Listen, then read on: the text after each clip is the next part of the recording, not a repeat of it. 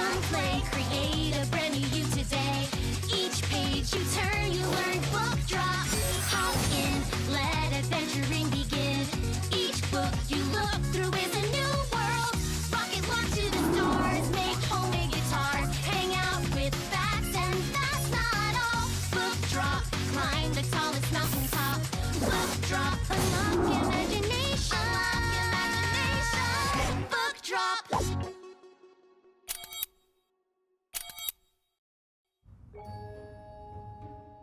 Hey, Leo! Cool paper airplane! Can it do a loop-de-loop? I don't know, Kitty. Let's see if this plane can fly. Check it out.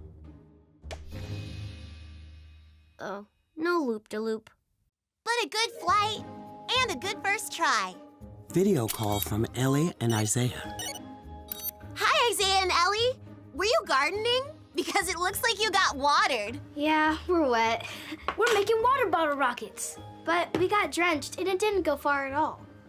I wonder if a good book might help you out. What are my search keywords? Let's try not giving up. And gadgets and gizmos.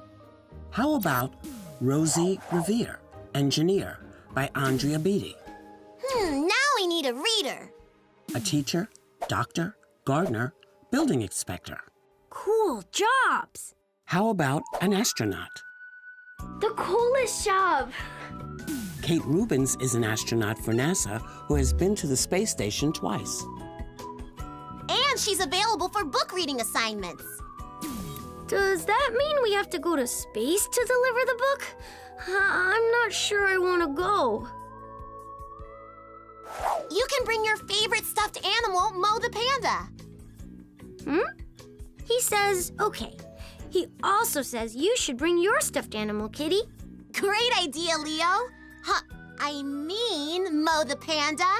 I'll bring my favorite stuffy, Polly the porcupine. Ellie and Isaiah, we'll call you when the book has been delivered and it's story time. Story time from the space station. I can't wait. Don't wait. Hey. Book drop activate when you need a cool ride. Hey. Read a book. Hey. Don't hesitate. Book drop activate. Hey. Rocket mode. Activate. Space station, up ahead. I see astronaut Kate. What is she doing? That's weird. It looks like she's floating. Oh, that's because she's in space. Astronauts look like they're floating when they move around the space station.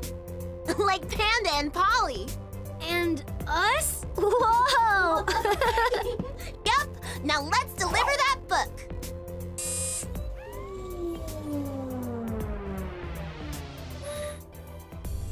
Book delivery complete. Hello, and welcome to the International Space Station. I'm astronaut Kate Rubins, and today we're going to read a book about Rosie Revere, Engineer, by Andrea Beaty and illustrated by David Roberts. This is the story of Rosie Revere, who dreamed of becoming a great engineer. In Lila Greer's classroom at Blue River Creek, young Rosie sat shyly, not daring to speak. But when no one saw her, she peeked in the trash for treasures to add to her engineer's stash. And late at night, Rosie rolled up her sleeves and built in her hideaway under the eaves. Alone in her attic, the moon high above, dear Rosie made gadgets and gizmos she loved. And when she grew sleepy, she hid her machines far under the bed where they'd never be seen. When Rosie was young, she had not been so shy. She worked with her hair swooping over one eye and made fine inventions for uncles and aunts, a hot dog dispenser and helium pants. The uncle she loved most was zookeeper Fred. She made him a hat to keep snakes off his head, from parts of a fan and some cheddar cheese spray, which everyone knows keeps the pythons away. And when it was finished, young Rosie was proud. But Fred slapped his knee and he chuckled out loud. He laughed till he wheezed and his eyes filled with tears, all to the horror of Rosie Revere, who stood there embarrassed, perplexed, and dismayed. She looked at the cheese hat and then looked away. "I love it," Fred hooted. "Oh, I truly do." But Rosie Revere knew that could not be true. She stuck the cheese hat on the back of her shelf, and after that day, kept her dreams to herself. And that's how it went until one autumn day, her oldest relation showed up for a stay. Her great-great-aunt Rose was a true dynamo who'd worked building airplanes a long time ago. She told Rosie of the tale of things she had done and goals she had checked off her list one by one. She gave a sad smile as she looked to the sky. "The only thrill left on my list is to fly. But time never lingers as long as it seems. I'll chalk that one up to an old lady's dreams." That night, as Rosie lay wide-eyed in bed, a daring idea crept into her head. Could she build a gizmo to help her aunt fly? She looked at the cheese hat and said, "No, not I." But questions are tricky, and some hold on tight. And this one kept Rosie awake through the night. So when dawn approached and red streaks lit the sky, young Rosie knew just how to make her aunt fly. She worked and she worked till the day was half gone, then hauled her cheese copter out onto the lawn. She gave her invention a test just to see the ridiculous flop that it might turn out to be. Strapped into the cockpit, she flipped on the switch. The Helio cheese copter sputtered and twitched.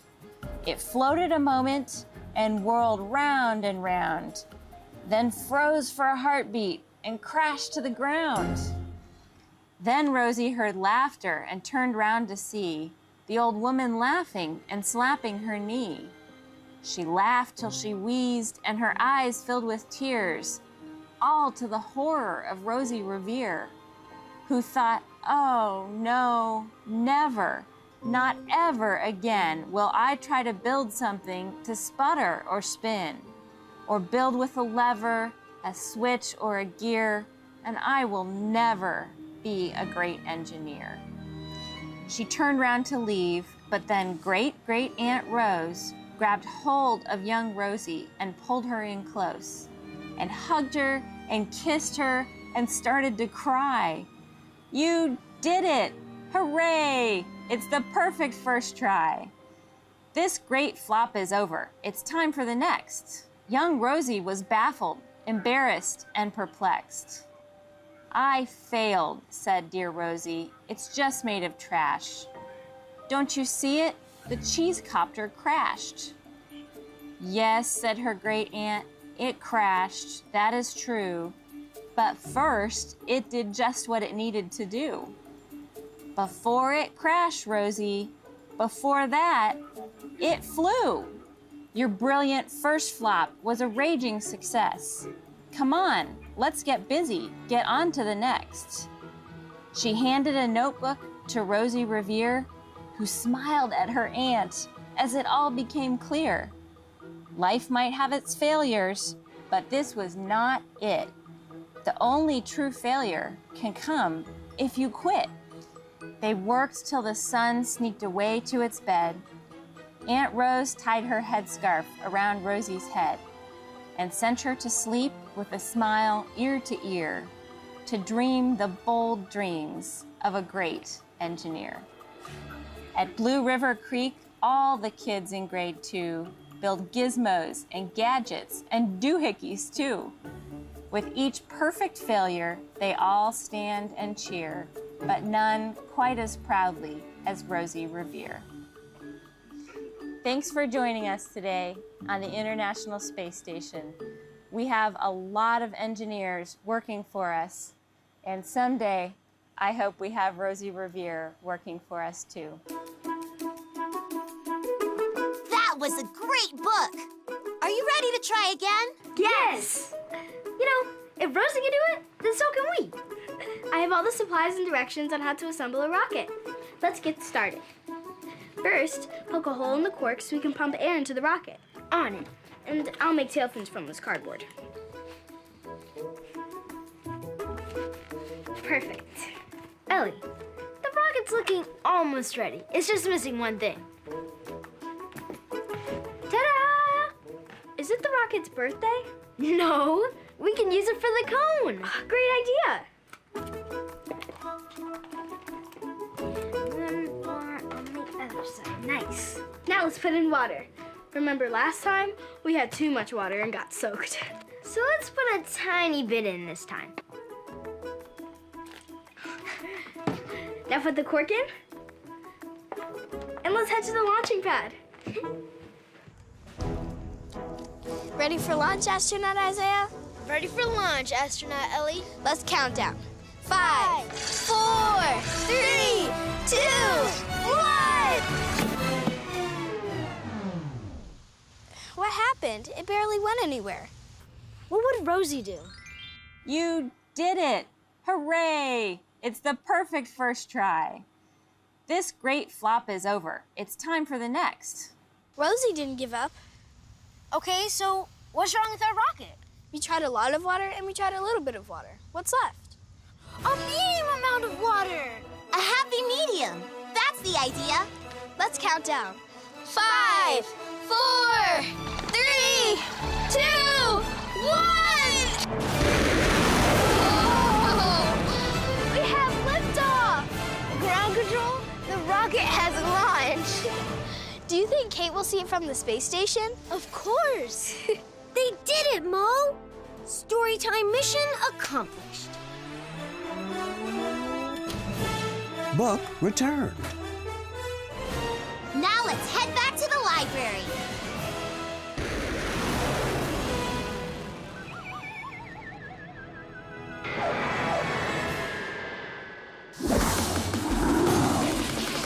We did it, read a book and did